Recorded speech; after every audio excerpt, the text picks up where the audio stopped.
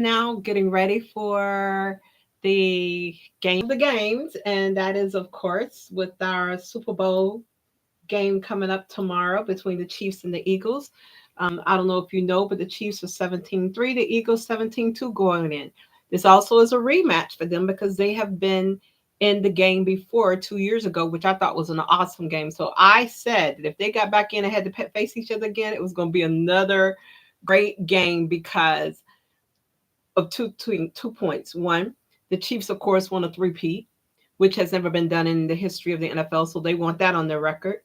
Two, the Philadelphia Eagles have only been to the game once. They've only been to the Super Bowl one time, and they won. That was into 2018. I think it was 2018 when they won for that. So they're coming back with a vengeance as well. And of course, Jalen Hurts wants to, he's been before, so he's very ready, him and his team, to come back.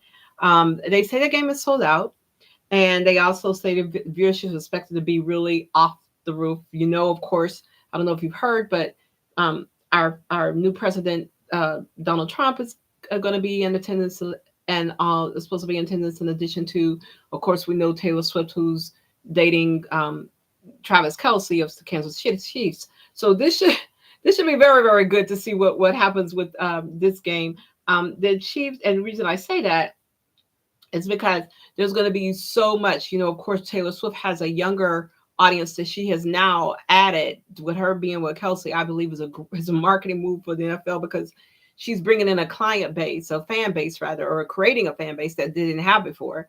And so that is great buying power, marketing power, ability to be able to take the game to a whole nother dimension for even longer periods of time, because you now have another group that is younger, that can follow now and be introduced and take it to a whole nother level that the NFL did not have before, or any other major group that I know of, a sports group that I know of. So this is very historic on that level.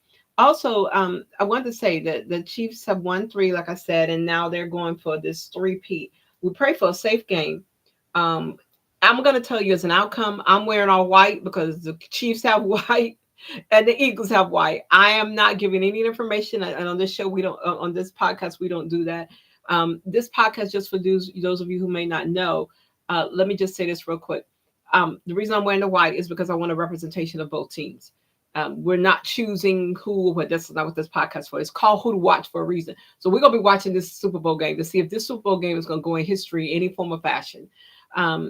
Whether it's through the attendance, whether it's through the way the game, is played out. I believe it's going to go down. I play for all the players to be safe and everything to be safe as it goes with this game. But I do suspect that this game may be a surprise by either team due to the defenses on both sides, because they're both good. So I don't expect a blowout as far as the numbers are concerned, as far as the scores. However, this game could probably go down to the last seconds of the game. And so that would be a nail biter, it would definitely be a good game. I just expect a good game either way. Both offenses and both defenses, I expect a good game. And I have some allegiance to, on both sides, as far as wanting to have, see both sides do well. So that's why we're straight. We're straight about whoever at the end, how it ends up. We just want to see a good game, no major injuries or anything. Everyone have a good time, and that the game is actually played without having any type of interference or anything coming in that's going to try to negate the game and how it was played. And I think we can achieve that with these two teams in this game. So going forward, I haven't been on much, but Happy New Year to you guys. For those who missed me the last time, Who to Watch is designed to really, I don't get into the statistics. I'm really new at this. This is not something that I, said I want to do this. No. But what I am interested in from a marketing standpoint and from watching the sports, and me being a female, not really into how the positions are played, I did notice something that I felt was a void. And that void was, number one, a lot of tension's always on the offense, of course, because they make they do the game, the quarterbacks and the wide receivers and the tight ends, But there's so many other positions on the field that I feel don't get a lot of credit. So I wanted to create Who to Watch because my goal is to also highlight your linemen, highlight the offensive linemen, highlight the defensive linemen, highlight the punters, highlight the running backs, highlight the safeties, the defensive ends, highlight the cornerback, highlight other, your field goal kickers. I want to give some more presence to some of the other positions on the field that are also major contributors to the game, but they don't get a lot of hype. So that's why it's called Who to Watch. So you'll start seeing me, like I'm gonna come up next week, and probably after the game, we'll let the game go through.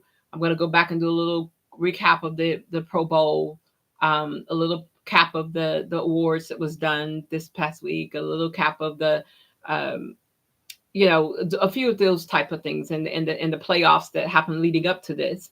I want to first congratulate all the teams that were in the playoffs. I mean, they did a great job. I mean, I kind of was on edge because I know that there are 4 teams that have never been to the Super Bowl, which was the Detroit Lions, which was Texas Southern's, Jacksonville Jaguars, and I want to say Cleveland Browns. I could be wrong, but I think it's Cleveland.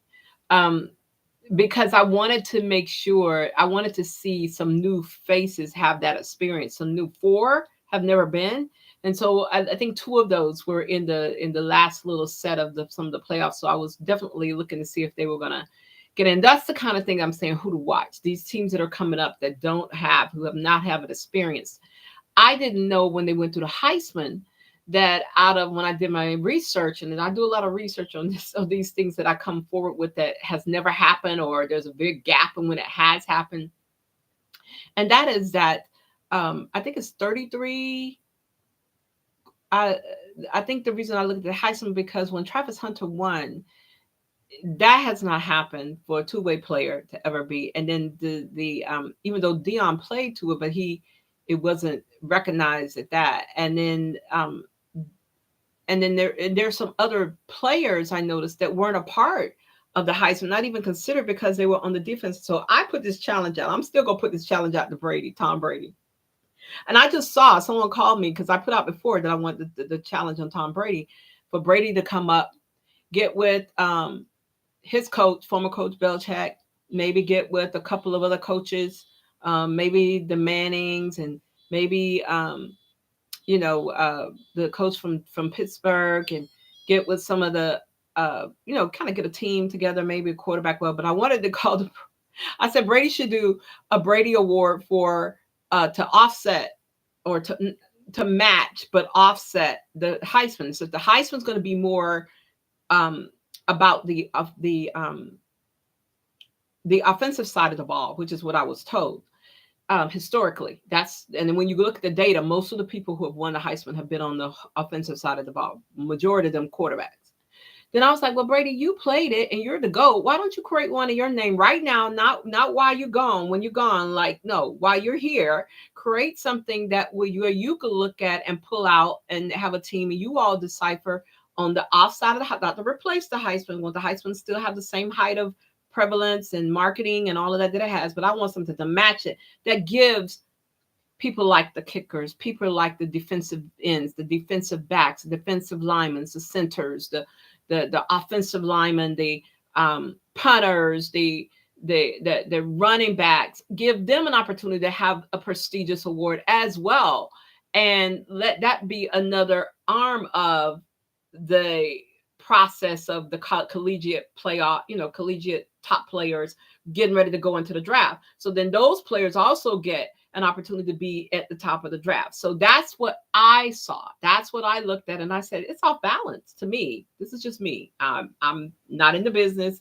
I know it's a big business, but I just feel those players in those other positions don't get the credit that they deserve for protecting your quarterback that you want to give the award to, or being able to allow him to be able to build those numbers, whatever.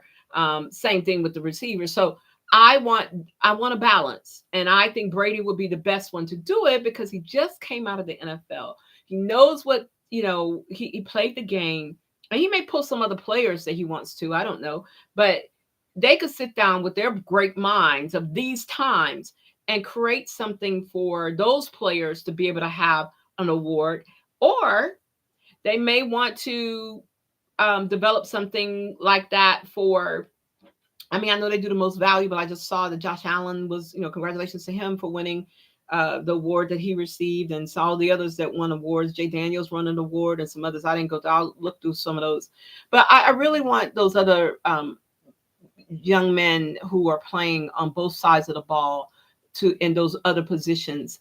The punt returners, who's the longest punt returner, or who has the largest numbers for punt returning or returning, with touchdowns. And there's so many more statistics out there that could be done. And then have this one award, like I said, couple along with the Heisman. So the Heisman has all the hype. Then you bring in this other award. So you guys check it out. See if you can talk with Tom Brady. Tell him, give him a call if he needs to find out what I'm talking about. If he doesn't want to put his name on it, I think the reason I say him, because he's the GOAT. And he plays the offensive side of the ball. So he has a good eye for what is working for the quarterbacks, for those Heisman guys to be able to be in the position again. But he also has an eye and appreciation for the other players who make that happen. And that's why I suggested him. But hopefully, I'm in marketing. I think outside of the box. I don't always think. That's why this is called Who to Watch. I don't get into the statistics. I don't want to know all of that. There's enough feed out there I've seen already with that.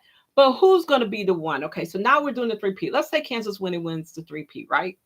Okay, can Kansas City come up? I put this challenge to them earlier. Can you come up and beat the Dolphins schedule? So if Kansas City wins the 3P, then I want to know what team is going to come and win and match the Dolphins 50 years plus, where no one has gone the complete season without any losses and won a Super Bowl. That's still on the table to be done. That would be outstanding because you play more games now. There are some other things that could be done. So, like, for instance, if Brady had stayed in, I thought maybe he was going to stay in a couple more years. I said, well, then Brady, now you went and got a Super Bowl for this team. You could go 3 more teams and you have like 9 Super Bowls that you would have gone, or 10 Super Bowls with, not only the one team with the Patriots, not only what you did with Tampa, but then you would have had some other teams, and then you really they would have really been trying to follow you as the GOAT. But there's just so much more still out there. There's some more statistics out there from linebackers, two-way players. I'm excited about the two-way players. I agree with Deion Sanders, and that's another feed. We'll talk about that later. But I think two-way players should be drafted as a two-way player. If that's what they bring to the table, then don't cheat them. Let them play on both sides. You might have to, maneuver it a little bit where they still can stay healthy longer.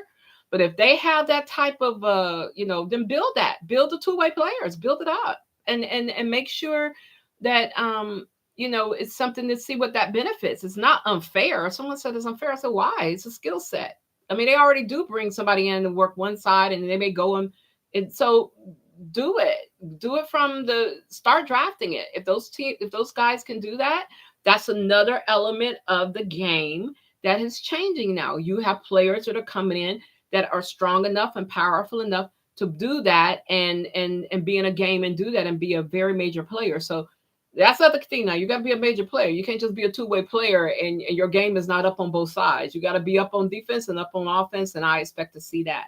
So those are just some of the things. Who to watch is going to always be outside the box. We're going to watch what's not there. I have a lot of statistics in doing my research of what has not been done yet. So this year coming forward, and I'm going to do a feed on that, the top 5 things that I want to look for going into next season, to see if teams can match, if players can match, depending on who those players, the positions of those players, what they can match. And I'm looking forward to pulling that data and seeing Who to Watch Sports.